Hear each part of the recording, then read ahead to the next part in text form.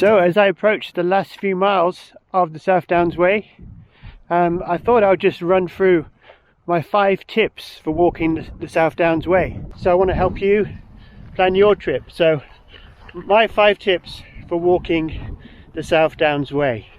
Well, the first one would be plan your trip for the summer months. So I would say earliest May and then through until September, something like that, for the summer months when it's drier, because in the winter months it's too wet and you won't really enjoy it. Your feet will be wet. Sometimes the paths can be so muddy you can barely even get through. So plan for the drier months. The drier months when it's summer. That would be my number 1 tip, my first tip.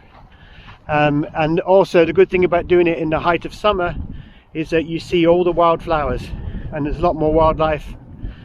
It's much nicer in the height of summer. Everything's alive, so you'll enjoy the walk a lot more being in the countryside in the summer. Number 2 would be choose to walk the walk from Winchester. Start the walk in Winchester and walk towards Eastbourne.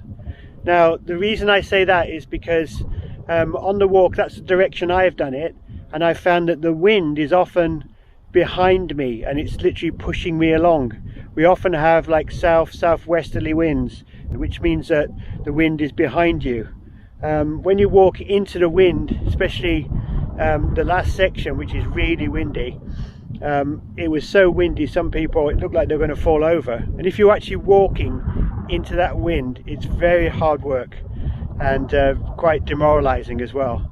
So I would suggest walk from Winchester to Eastbourne, because some guidebooks go through the walk from Eastbourne to Winchester. So start in Winchester and walk through to Eastbourne. That would be my number 2 tip. My third tip for walking the South Downs Way would be, depending on your experience and how far you've walked before, and whether you're a long distance walker, you know, you've been doing it for years and you're very fit and everything else, I would suggest you walk the South Downs Way in stages. Maybe do 1 stage a week. It depends where you live, obviously, but if you can, maybe do 1 stage a week. That's what I've done, and I found it's much more achievable, and then you know that you're not going to get any terrible blisters because you're giving yourself a week to recover. So I'd suggest, if you can, do it in 1 week stages. It is possible to do it like that. It's not that far from London. You can just get the train, or you can drive and then get the train back to, you know, on your next section. My 4th tip for walking the South Downs Way is make sure you have a good pair of walking shoes or boots, because the paths are rocky. And also make sure that you're not walking in a new pair of shoes or boots.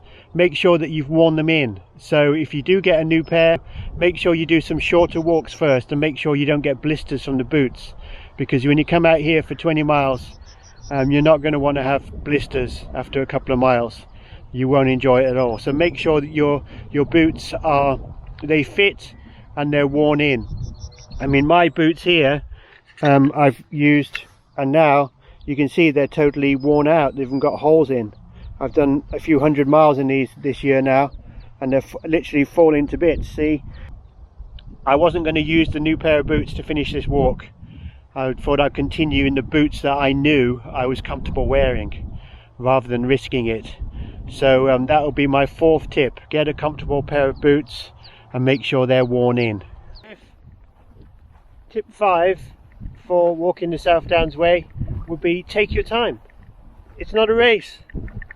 You know, there's no prize for how few days you do it in. You know, the main thing is you get outdoors in the beautiful countryside and you enjoy views like this.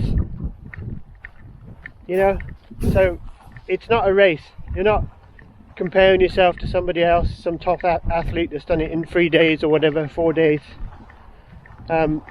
Everybody's got a different goal. Tip 5 would be take your time. With me, I've just done it in stages, like I say, a little bit each week. I've wild camped 3 nights as well, which has really been an adventure. So just do it in a way that suits you.